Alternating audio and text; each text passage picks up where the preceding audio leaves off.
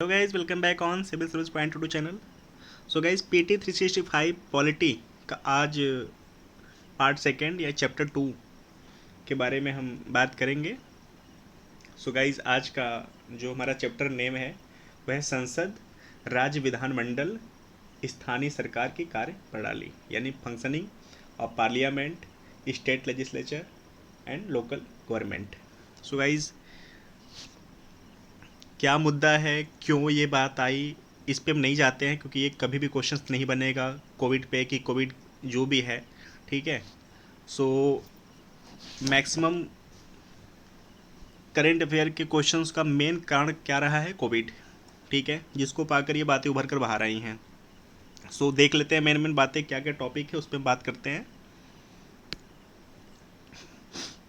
Question our और zero our, ये दो इम्पोर्टेंट टॉपिक इस सेगमेंट में हैं, तो इसको देख लेते हैं क्या है।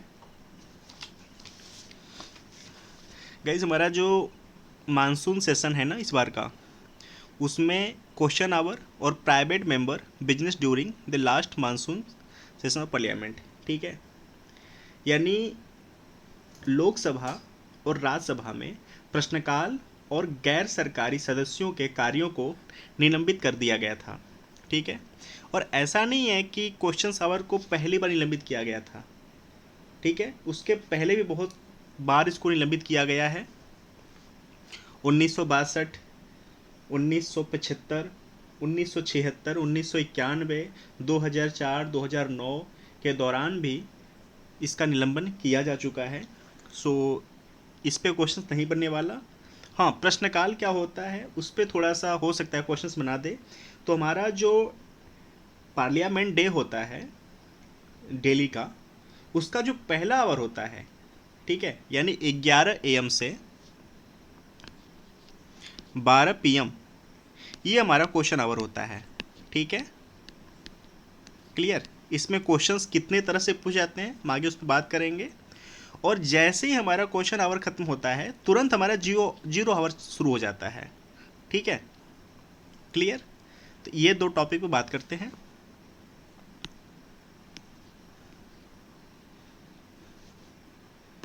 अबाउट क्वेश्चन आवर, ठीक है। यह संसद की बैठक का प्रथम घंटा होता है, ठीक है। इसके दौरान संसद सदस्यों द्वारा मंत्रियों से सरकारी कार्यकलापों और प्रशासन के संबंध में प्रश्न पूछे जाते हैं। क्लियर?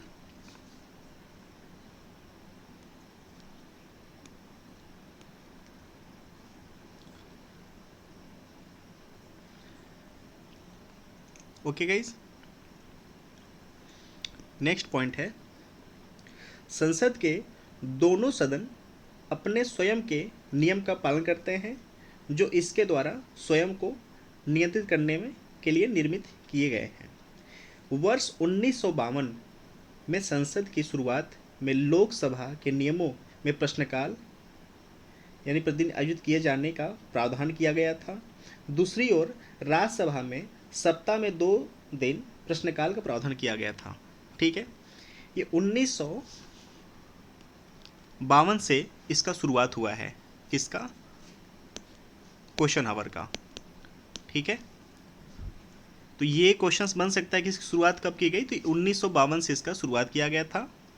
हालांकि लोकसभा में डेली इसका प्रावधान था, लेकिन राज्यसभा में पहले हफ्ते में 2 दिन, पहले हफ्ते में 2 दिन था, फिर आगे चल के इसकी क्वांटिटी बढ़ाई गई।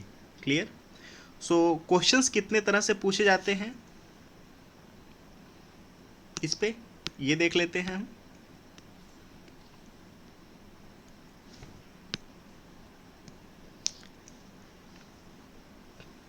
कैटेगरीज ऑफ क्वेश्चंस,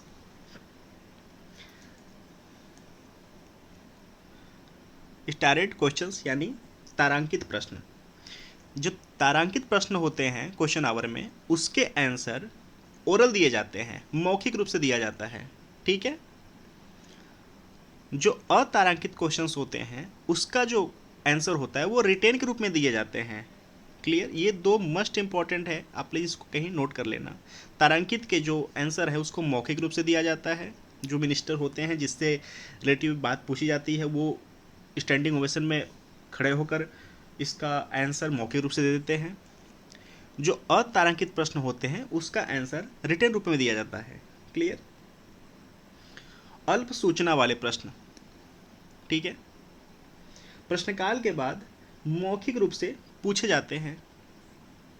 प्रश्नकाल आयोजित न होने की स्थिति में सभा की बैठक आरंभ होने के बाद, ठीक है। नेक्स्ट है हमारा निजी सदस्यों के लिए प्रश्न, क्वेश्चंस टू प्राइवेट मेंबर। निजी सदस्य को संबोधित कर प्रश्न पूछे जा सकते हैं बशर्ते कि उस प्रश्न की विषय वस्तु निजी सदस्य द्वारा प्रस्तुत विधेयक या संकल्प से संबंधित हो, ठीक है। आधे घंटे की चर्चा, ये काफी न्यूज में बना रहता है, इसको हम देख लेते हैं क्या है ये।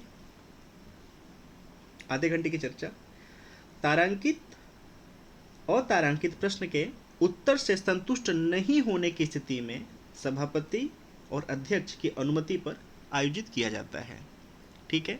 जैसे किसी ने तारांकित पूछा क्वेश्चन जिसके कि आंसर हमें मौखिक रूप से देने होते हैं, और तारांकित क्वेश्चंस जिसका आंसर हमें रिटेन फॉर्म में देने होते हैं। अगर सभापति यानी राज्यसभा और अध्यक्ष यानी लोकसभा के जो चेयरपर्सन होते हैं अगर वो सेटिस्फाइड नहीं होते हैं तो इसका आयोजन किया जाता है, ठीक है।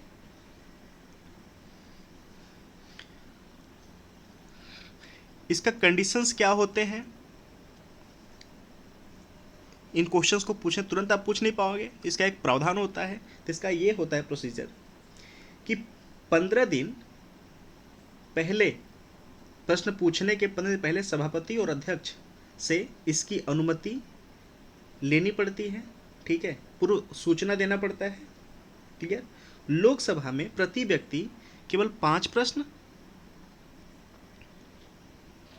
और राज्यसभा में प्रति व्यक्ति 7 प्रश्न पूछे जाते हैं। क्लियर। सो गाइज ये रहा हमारा। और 0 आवर देख लेते हैं क्या है 0 आवर। प्रश्नकाल के तुरंत बाद के समय को शून्यकाल कहते हैं यानी 0 आवर कहते हैं, ठीक है। सामान्यतः महत्वपूर्ण विधेयकों, बजट, राष्ट्रीय महत्व के अन्य मुद्दों पर चर्चा दोपहर के 2 बजे से होती है। क्लियर। शून्यकाल के दौरान मामलों को उठाने के इच्छुक सदस्यों को दैनिक सत्र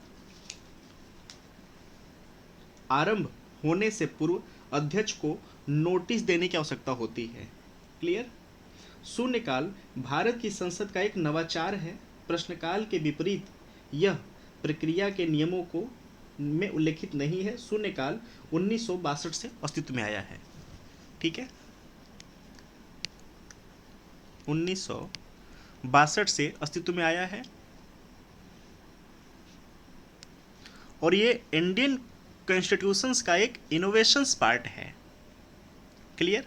अगर ये क्वेश्चंस कभी आ जाता है कि भारतीय संविधान का नवाचार क्या है तो ये जो 0 आवर है ये इनोवेशंस पार्ट है। 1962 में शून्यकाल का शुरुआत हुआ है, ठीक है, और 1952 में प्रश्नकाल का शुरुआत हुआ है, ठीक है। सो गाइस नेक्स्ट टॉपिक देखते हैं।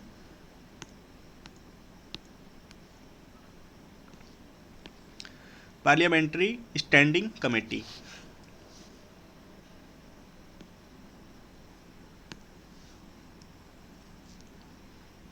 संसदीय स्थायी समितियां। संसदीय स्थायी समितियां कितने प्रकार की होती हैं पहले इसको देख लेते हैं। फाइनेंशियल कमेटीज, ठीक है, यानी वित्तीय समितियां। डिपार्टमेंटल स्टैंडिंग कमेटीज यानी विभागों से संबंधित स्थायी समितियां। कमिटीज टू इंक्वायरी यानी जांच पड़ताल करने वाली समितियां। Committees to scrutinise and control समीक्षा करने वाली और नियंत्रण रखने वाली समितियां। Committees relating to the day to day business of the house सभा के दैनिक कार्य से संबंधित समितियां। लास्ट, हाउस कीपिंग कमेटीज और सर्विस कमेटीज, सभा के संबंधी समितियों और सेवा समितियां। सो गाइस, इतने प्रकार की हमारी स्थायी समितियां होती हैं। क्लियर। अब स्थायी समिति के बारे में थोड़ा सा जान लेते हैं।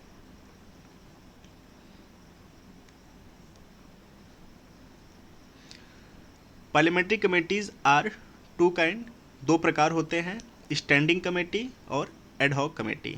क्लियर। यानी स्थायी समिति और तदर्थ समिति यानी अस्थायी समिति। ठीक है। जो स्थायी समिति होती है, ये समितियां प्रकृति में स्थायी होती हैं, प्रति वर्ष गठित की जाती हैं। क्लियर। जो एडहॉक कमेटी होती हैं यानी तदर्थ समिति होती है, ये समितियां प्रकृति में अस्थायी होती हैं। उन्हें सौंपे गए कार्य पूर्ण हो जाने पर इनका अस्तित्व खुद समाप्त हो जाता है। क्लियर। सो ये डिफरेंस है हमारा इन दोनों में। क्लियर।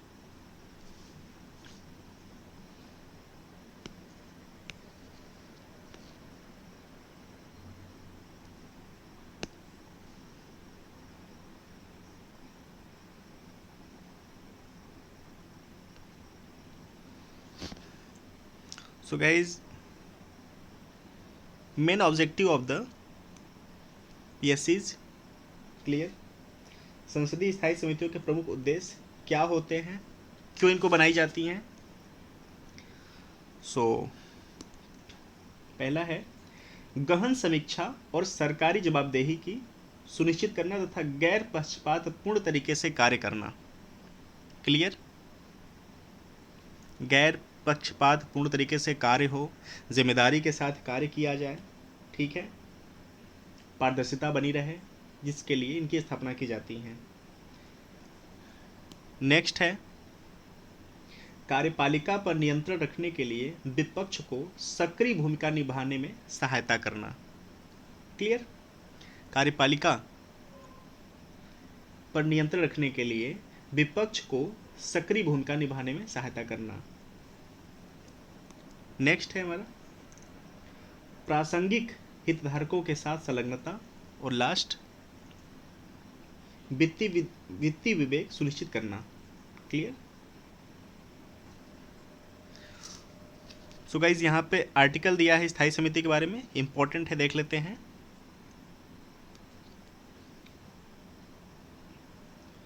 जो स्थायी समिति होती है वो प्रमुख दो अनुच्छेदों पर अपना शक्ति ग्रहण करती है। पहला है अनुच्छेद 105।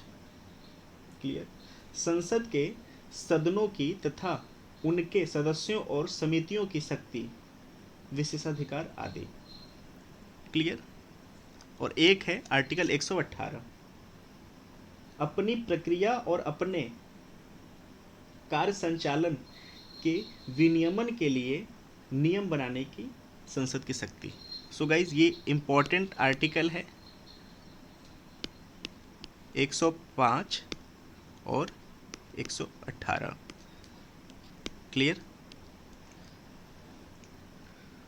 सो गाइज, नेक्स्ट टॉपिक हमारा है ऑफिस ऑफ प्रॉफिट।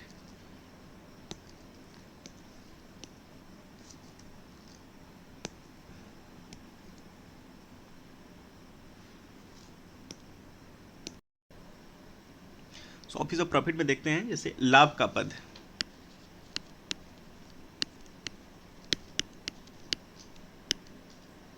लाभ का पद, लाभ के पद को संविधान या लोक प्रतिनिधित्व अधिनियम 1951 के तहत परिभाषित नहीं किया गया है। क्लियर। किंतु विभिन्न न्यायालयों ने इनकी व्याख्या इस प्रकार की है कि यह कुछ कर्तव्यों के साथ एक ऐसा पद है जो न्यूनाधिक सार्वजनिक चरित्र का है। ठीक है। जो हमारा आरपीए एक्ट 1991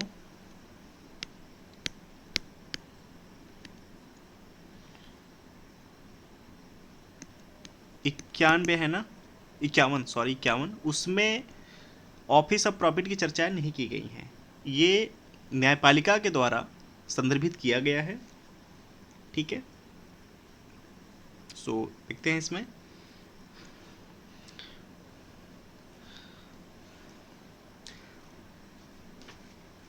बोर्दोलोई बनाम स्वपन राय वाद 2001। क्लियर। उच्चतम न्यायालय ने यह निर्धारित करने के लिए 4 व्यापक सिद्धांतों को रेखांकित किया कि क्या कोई पद लाभ का पद है या नहीं, और उस पर संवैधानिक निर्भरता लागू होगी या नहीं। इसके लिए न्यायालय द्वारा निर्धारित 4 व्यापक सिद्धांत निम्नलिखित लिखित किए गए। ठीक है, कौन कौन से? क्या पदों पर नियुक्ति पदस्थ व्यक्ति को हटाने और कार्य निष्पादन पर सरकार का नियंत्रण है?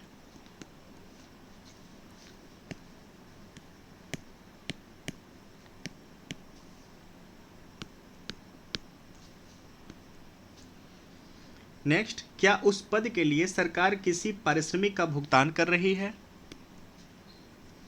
नेक्स्ट, क्या पद जिस निकाय के अंतर्गत है उसमें सरकार की शक्तियां निहित है, जैसे धन जारी करना, भूमि का आवंटन, लाइसेंस देना इत्यादि। लास्ट है, क्या निकाय जिसमें पद धारण किया गया है संरक्षण के माध्यम से प्रभाव डालता है या शक्तियों का प्रयोग करता है? क्लियर। ये न्यायपालिका के द्वारा सूची तैयार की गई थी।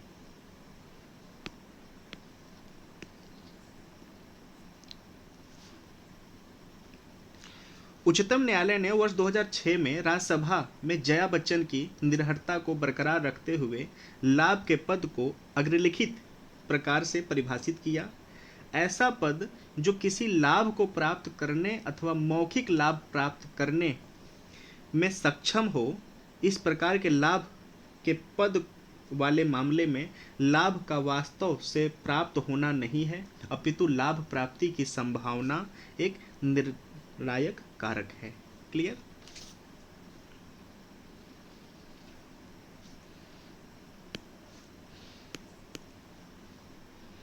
संवैधानिक प्रावधान अनुच्छेद 102(1), अनुच्छेद 191(1) के तहत एक सांसद या विधायक को केंद्र अथवा राज्य सरकार के अधीन लाभ का कोई भी पद ग्रहण करने से प्रतिबंधित किया गया है। क्लियर। गाइस, ये आर्टिकल मस्ट इम्पॉर्टेंट है, प्लीज़ आप इसको नोट कर लेना। आर्टिकल 102(1) और आर्टिकल 191(1), ये है एमपी के लिए और ये है एमएलए के लिए। ठीक है, इसमें ये कहा गया है कि सांसद और विधायक को केंद्र अथवा राज्य सरकार के अधीन लाभ का कोई भी पद ग्रहण करने से प्रतिबंधित करता है, किया गया है। क्लियर। जो कि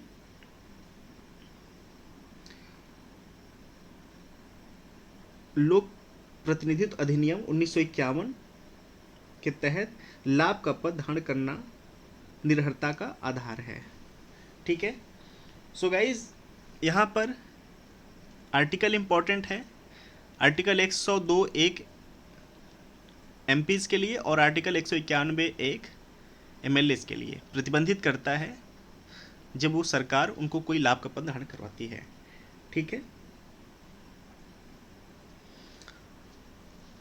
लीगल प्रोविज़न क्या है, इसको देख लेते हैं। संसद निर्भरता निवारण अधिनियम 1959 में ऐसे कई पदों को सूचित किया गया है जिन्हें निर्भरता अयोग्य मुक्त रखा गया है। ठीक है। सो प्रिवेंशन ऑफ डिस्क्वालिफिकेशंस एक्ट 1959 में एक लिस्ट है जिसमें निर्भरता को निर्धारित किया गया है। हालांकि ये 2 आर्टिकल इंपॉर्टेंट है, आप प्लीज़ इसको कहीं नोट कर लेना। ठीक है। राज्यसभा इलेक्शन नेक्स्ट टॉपिक हमारा।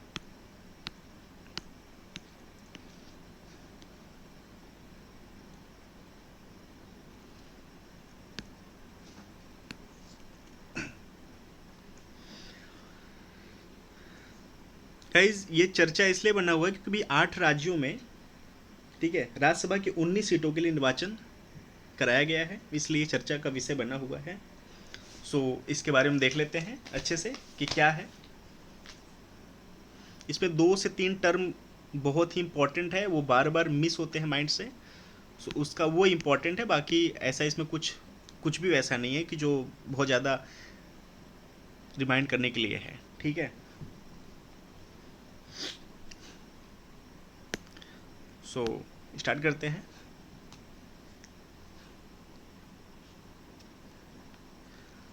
वाई, ठीक है, यानी क्यों।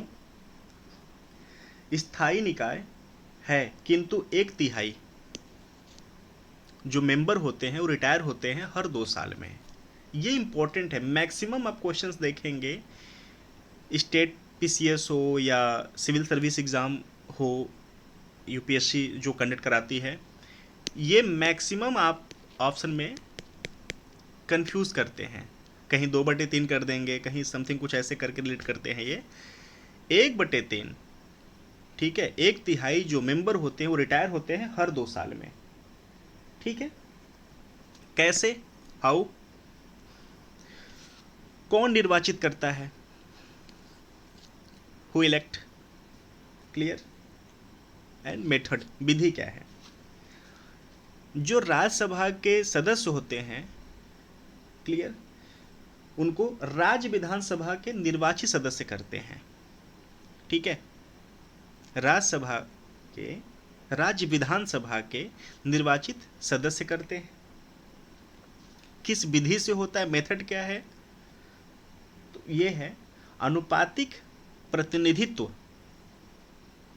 के द्वारा एकल संक्रमणीय मत, सिंगल ट्रांसफरेबल वोट, अनुपातिक प्रतिनिधित्व पद्धति से होती है चुनाव, ठीक है, और एकल संक्रमणीय मत के द्वारा, क्लियर।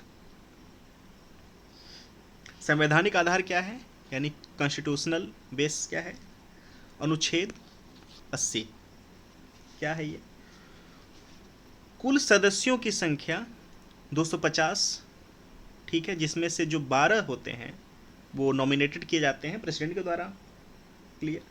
इनका जो कार्यकाल होता है वो 6 साल का होता है, ठीक है। यदि सीट के लिए उपचुनाव होता है तो निर्वाचित सदस्य उस सीट के शेष बचे कार्यकाल के लिए राज्यसभा का सदस्य बना रहेगा, ठीक है।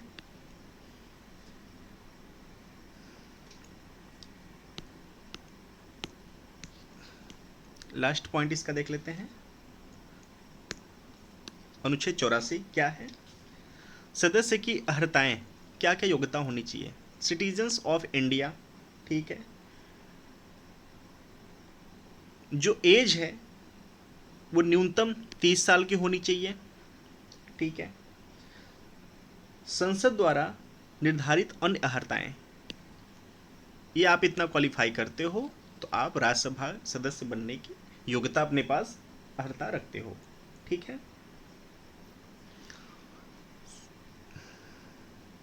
सो गाइस, नेक्स्ट टॉपिक देखते हैं हम,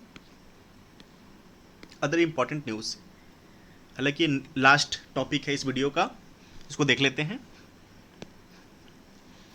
आर्टिकल 164(1)(a) क्या है, किसी राज्य की मंत्रिपरिषद में मुख्यमंत्री सहित मंत्रियों की कुल संख्या उस राज्य की विधानसभा के सदस्यों की कुल संख्या के 15% से अधिक नहीं होनी चाहिए, ठीक है। इंपॉर्टेंट है, प्लीज नोट कर लेना, ठीक है, नहीं होनी चाहिए। इस प्रावधान को संविधान में 91वें संविधान संशोधन अधिनियम के माध्यम से जोड़ा गया है।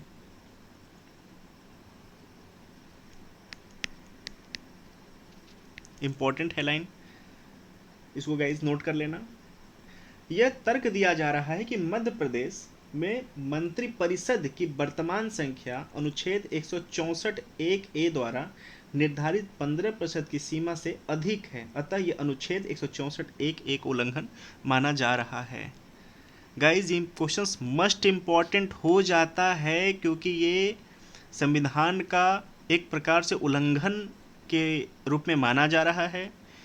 तो स्टेट पीसीएस में या यूपीएससी जो कंडक्ट कराती है पेपर सिविल सर्विस का, उसमें ये 2 एग्जामों में से कहीं ना कहीं ये क्वेश्चंस पक्का आएगा कि आर्टिकल 164(1)(a) क्या है, या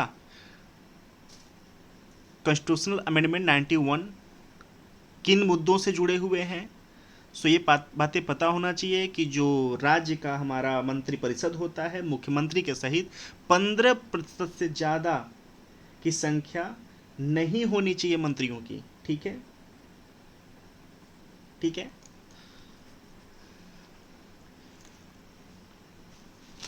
सो गाइज नेक्स्ट टॉपिक है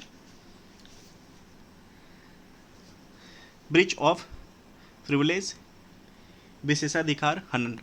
क्या है ये? सांसदों यानी संसद अनुच्छेद 105 के तहत या विधायकों या राज्य विधान मंडलों के दोनों सदनों में अनुच्छेद 194 के अंतर्गत को प्रदत्त विशेषाधिकार दिया गया है, विशेषाधिकार हनन के रूप में संदर्भित किया गया है। यानी आर्टिकल 105 एमपीज क्लियर और आर्टिकल 194 एमएलए, ठीक है, को ये पावर दिया गया है विशेषाधिकार के लिए। ठीक है, सो आर्टिकल इम्पॉर्टेंट है, ये विशेषाधिकार जो एमपीज और एमएलए को दिया गया है। बाकी ये अर्णब गोस्वामी रिपब्लिक भारत का जो न्यूज चैनल है उस मुद्दे पे ये विवाद हुआ था, तो उस पर हम नहीं जाते हैं। ये आप आर्टिकल प्लीज़ रिमाइंड रखना अपने पास, ठीक है, कि एमपीज को 105 और एमएलए को 194 के अंतर्गत विशेषाधिकार दिए जाते हैं। ठीक है, ये इम्पोर्टेंट है नहीं। सो लास्ट है अटॉर्नी जनरल, ये इम्पोर्टेंट उतना नहीं है, आप इसको देख लेना, बट इम्पोर्टेंट उतना मुझे नहीं लगता कि कुछ खास है। अटॉर्नी जनरल देख लेते हैं, ये इम्पोर्टेंट है। अटॉर्नी जनरल की जो नियुक्ति होती है वो राष्ट्रपति करते हैं।